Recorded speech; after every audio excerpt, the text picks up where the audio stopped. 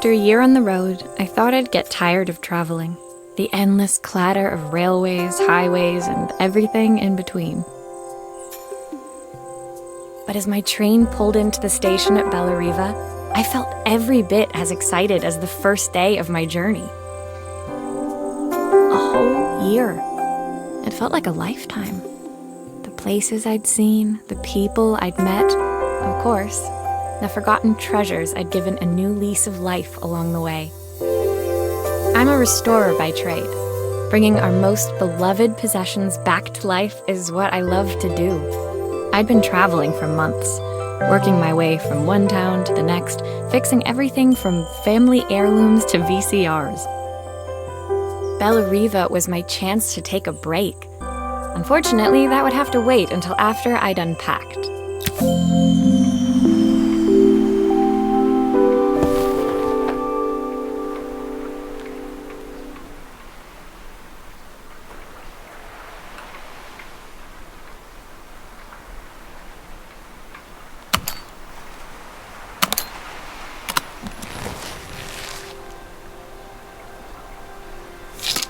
I picked up these sunglasses on my last stop. Hopefully I'm cool enough to pull them off.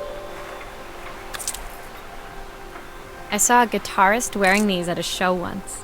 Rock and roll repair woman, at your service. My passport. Not many blank pages left now.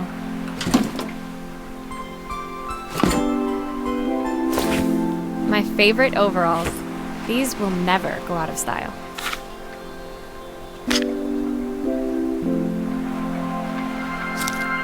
Who doesn't love a scrunchie? Practical and stylish.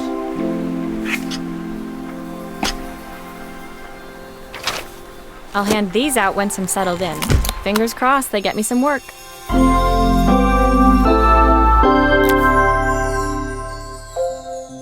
Finally, I'd made it to Bellariva. I'd come for the food festival, taking place in a few days' time.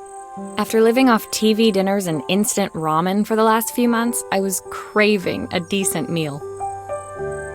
Of course, I'd need to earn enough money to pay for it, so I figured I'd head out the next day and find some work.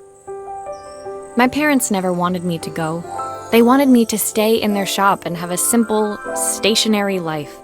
I knew there was a world out there, beyond the four walls of our antique store, that I had to be a part of.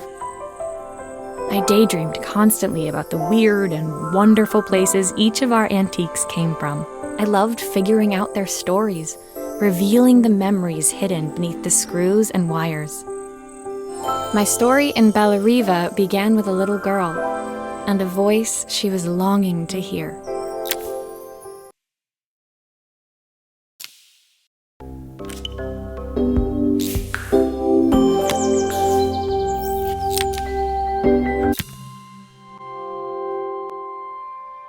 It was my first morning in Bellariva, and I couldn't wait to leave my hotel and explore.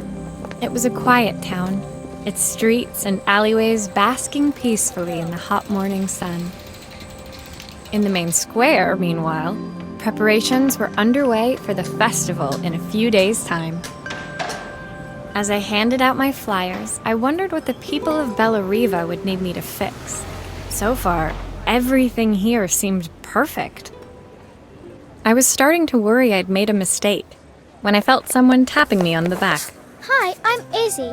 Do you know how to fix things? It was a little girl, maybe 7 years old, who must have gotten hold of one of my flyers. She rummaged around in her backpack until she hauled out a battered red cassette deck. My tape is broken and I can't make it work anymore. I tried to fix it myself, but there's this metal thing in the way. Can you try?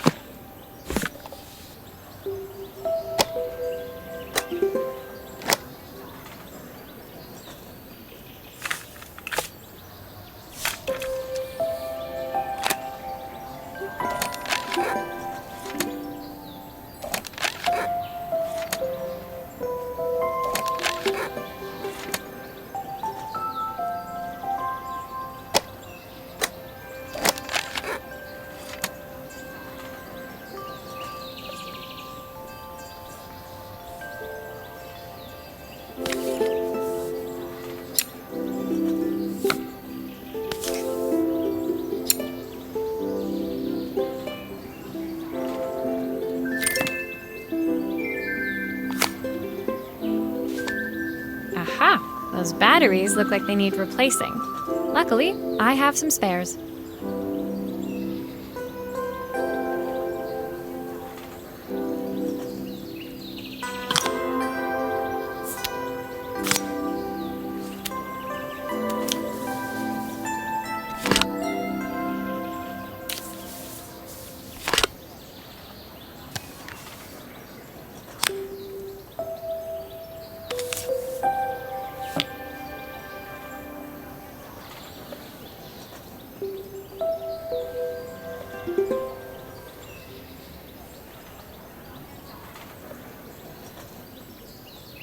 Looks like there's still a screw missing.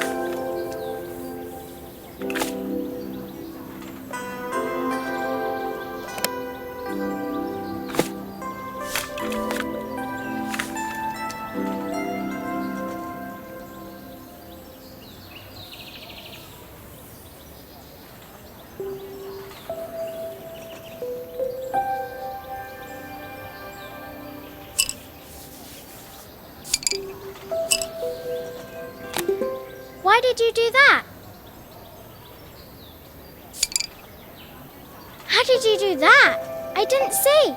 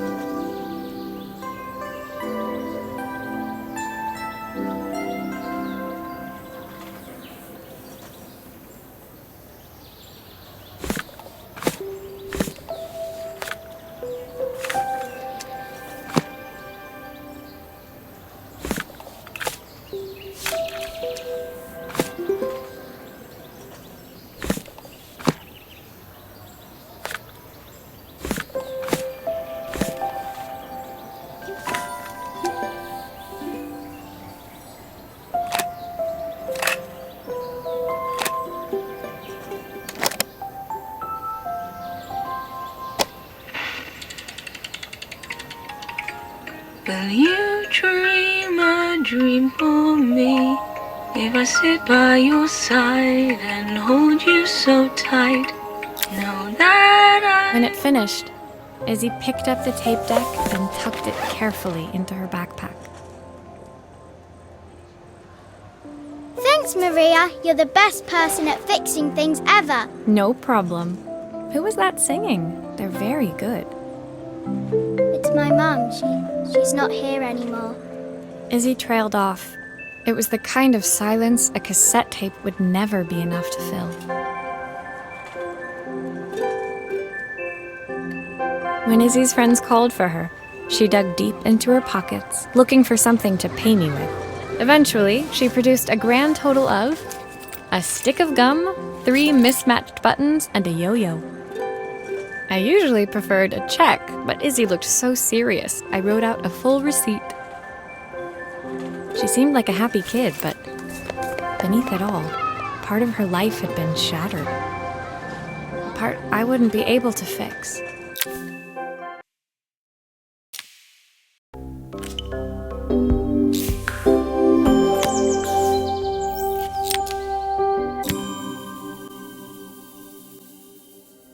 My first repair complete, I spent the rest of the day doing small jobs in and around the square. I was exhausted when I got back to my hotel and found a message asking me to make one more visit. The address led me to a quaint little house, a stone's throw from the beach. Bathed in the evening light, it looked beautiful, in spite of its flaking paintwork and chipped tiles. The front door was opened by a harried-looking man, still dressed from a long day at the office. Are you Maria? My name's Joseph. I'm Isabel's father. I'm so sorry she bothered you this morning. Please, come in. I'd like to settle up properly. On the mantelpiece, I saw the remains of a broken statue. Without thinking, I picked up a fragment. Ah, my father's statue. What's left of it, at least. Yet another way I'd have disappointed him. It survived 100 years in this family. But 5 minutes with Isabel and... Do you think you can salvage it?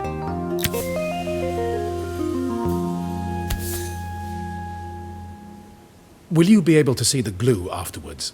I don't want people seeing the cracks.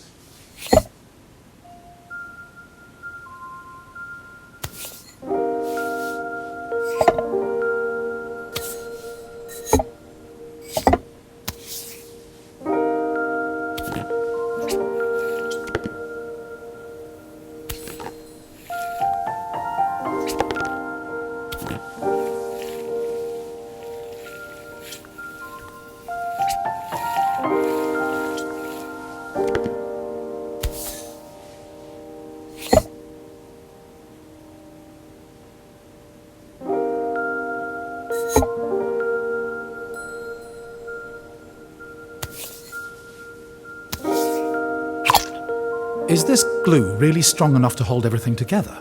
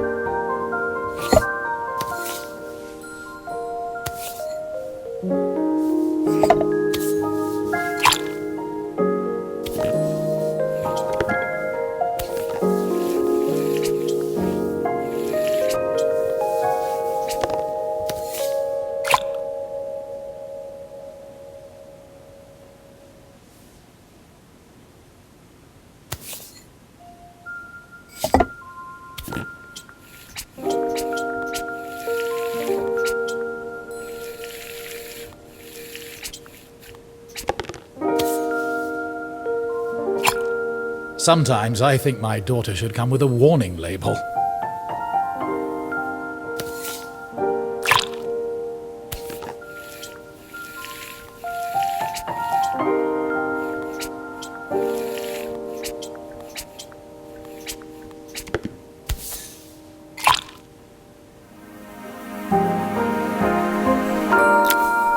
Thank you, Maria. It looks as perfect as it ever did. My father wanted me to make something of myself.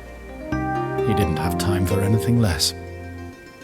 As Joseph put the statue back on the shelf, it nudged against the family portrait stood proudly next to it. So he was Bellariva's mayor. And that was Izzy's mom. They must both miss her so much. Sorry, I'm a little tired. I've been working late getting things sorted for the festival. There's only a few days to go. Looks like I'll be working late. Again. When I told my parents I wanted to leave, they always found an excuse to be busy, to avoid talking about it. I guess keeping themselves occupied was their way of pretending it wasn't happening. Joseph's work must have been taking up so much of his time. But maybe that was what he wanted. I just hoped he was finding enough time for Izzy, too.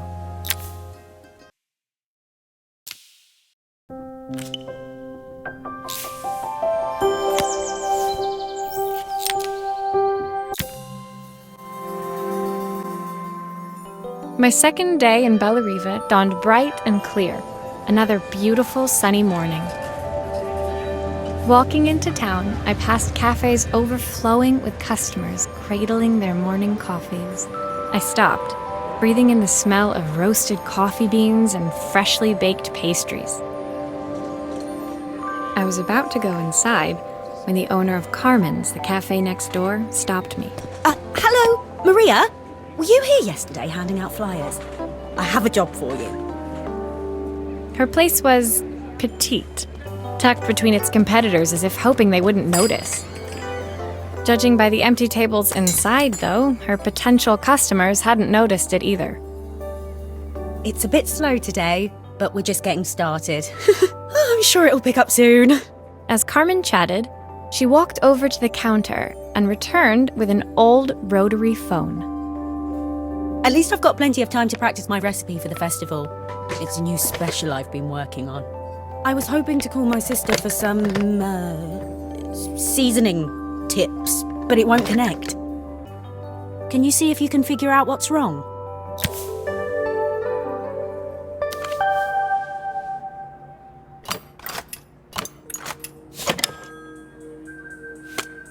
You can fix it, can't you? I can't afford to replace it.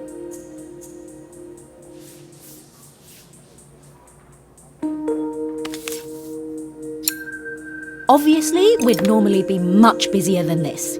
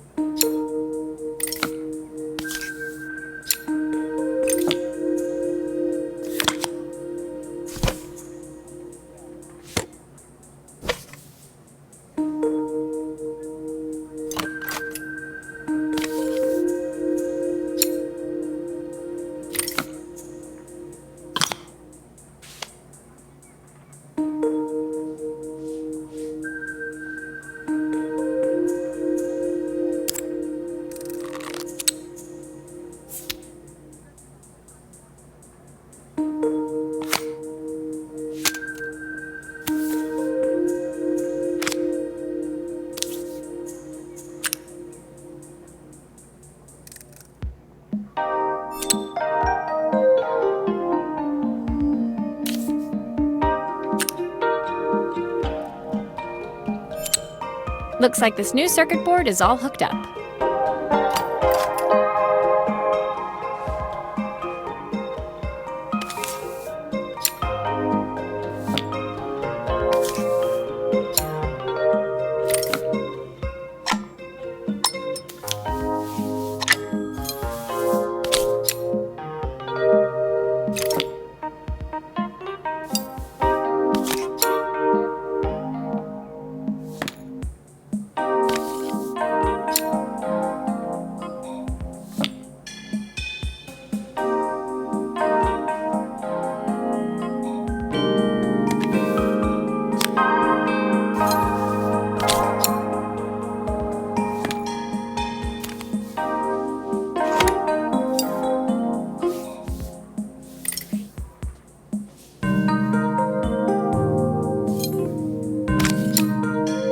There's still a part I need to attach. Where does it go?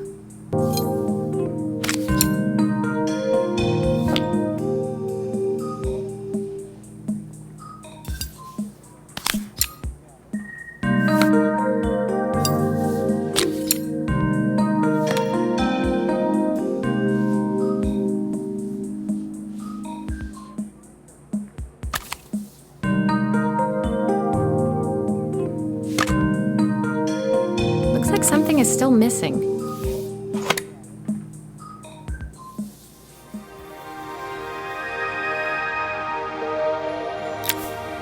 When I handed the phone back to Carmen, she seemed almost reluctant to take it from me.